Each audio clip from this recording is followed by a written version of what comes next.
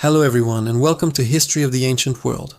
Today we're diving into a topic that feels like it's straight out of science fiction, but it's actually rooted deep in our past. We often think of ancient civilizations as primitive, armed with little more than stone and wood. But what if I told you they possessed technologies so advanced that some of them still baffle scientists today? Get ready, because we're about to uncover some of the most mind-blowing ancient technologies that prove our ancestors were ingenious innovators. Let's start our journey in ancient Greece with a device so complex it's often called the world's first analog computer, the Antikythera mechanism. Discovered in a shipwreck off the coast of the Greek island of Antikythera in 1901, this intricate device of bronze gears and dials was a mystery for decades. For a long time, scholars couldn't figure out its purpose. It looked too sophisticated for its time, dating back to around the 2nd century BC. After years of study using modern scanning technology, researchers finally cracked the code. The Antikythera mechanism wasn't just a simple clock. It was an incredibly sophisticated astronomical calculator. It could predict the positions of the sun, moon, and planets, track their movements through the zodiac, predict solar and lunar eclipses with startling accuracy, and even pinpoint the 4-year cycle of the ancient Olympic Games. Imagine, over 2,000 years ago, someone engineered a portable mechanical cosmos. The level of astronomical knowledge and mechanical engineering required to build this is simply astonishing. It forces us to ask, what other incredible inventions have been lost to the sea or buried beneath the earth? The Antikythera mechanism shows us that our ancient predecessors had a grasp of mechanics and cosmology that we are only just beginning to fully appreciate. Now let's travel from the Mediterranean to the Indian subcontinent, to a marvel of ancient metallurgy, the Iron Pillar of Delhi. Standing tall in the Qutub complex in Delhi, India, this pillar is over 1,600 years old. It was constructed during the reign of Chandragupta II, a powerful emperor of the Gupta dynasty. So what's so special about a 23-foot tall iron pillar? Well, despite being exposed to Delhi's monsoons and harsh weather for centuries, it has barely rusted. This has baffled metallurgists for years. Modern iron would have corroded and disintegrated long ago. How did ancient Indian blacksmiths create such a rust-resistant marvel? Scientific analysis revealed the secret lies in its unique composition. The pillar is made of 98% wrought iron with a high phosphorus content and a low sulfur content. This, combined with the specific forging techniques used, created a thin protective layer of a compound called Mesa white on the surface. This passive protective film is what has guarded the pillar against corrosion for over a millennium. It's a testament to the advanced metallurgical skills of ancient Indian artisans, a technology so effective that it outperforms many modern methods of rust prevention. This wasn't an accident. It was a deliberate and brilliant feat of chemical engineering. From incredible metals, let's turn to incredible structures. Let's talk about ancient Roman concrete. When you look at structures like the Pantheon in Rome, with its massive, unreinforced concrete dome that has stood for nearly 2,000 years, you have to wonder, how did they do it? The Pantheon's dome is still the world's largest unreinforced concrete dome. Modern concrete structures often begin to degrade after just 50 years, especially in harsh environments like seawater. Yet, Roman harbors, breakwaters, and aqueducts have survived for millennia, some of them submerged in the sea. The secret to Roman concrete's longevity was a mystery for a long time. Researchers recently discovered that the Romans used a specific recipe involving volcanic ash, lime, and seawater.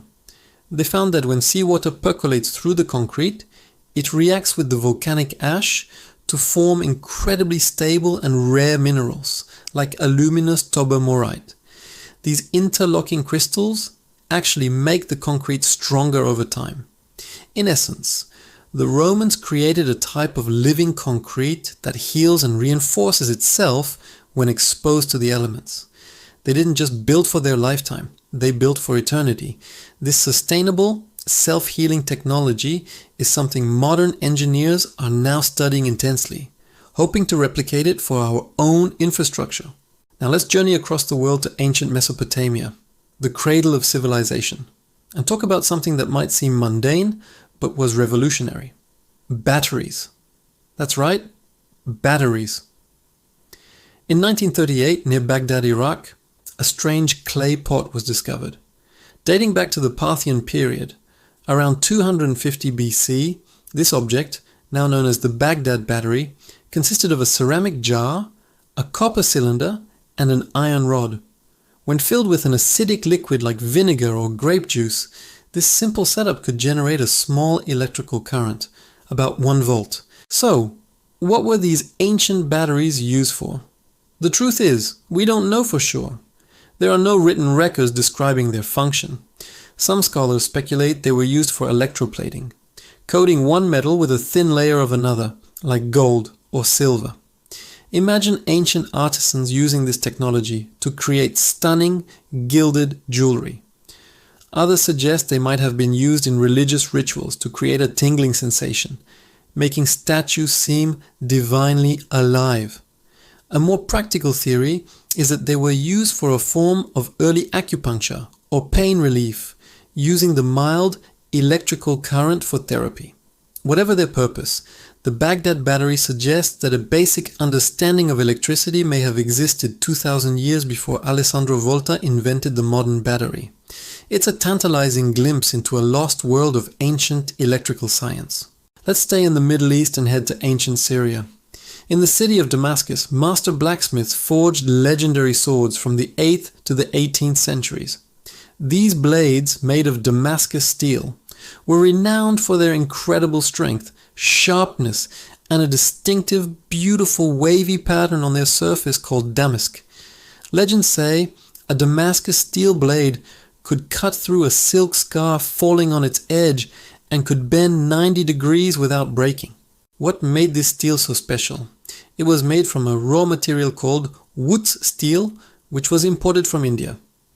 The smiths of Damascus had a secret forging process that involved carefully controlling the temperature and cooling process.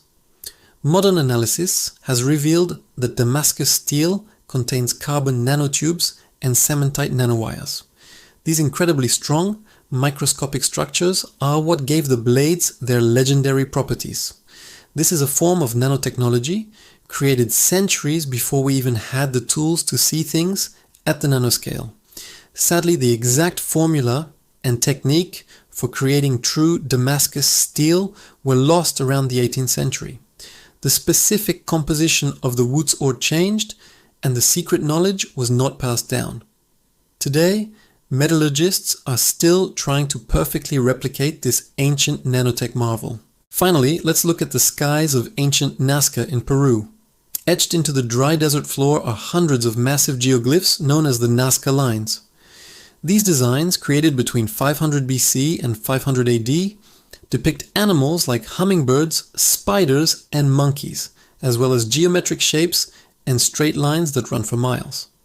The sheer scale is breathtaking. Some figures are as large as a football field. The most incredible part?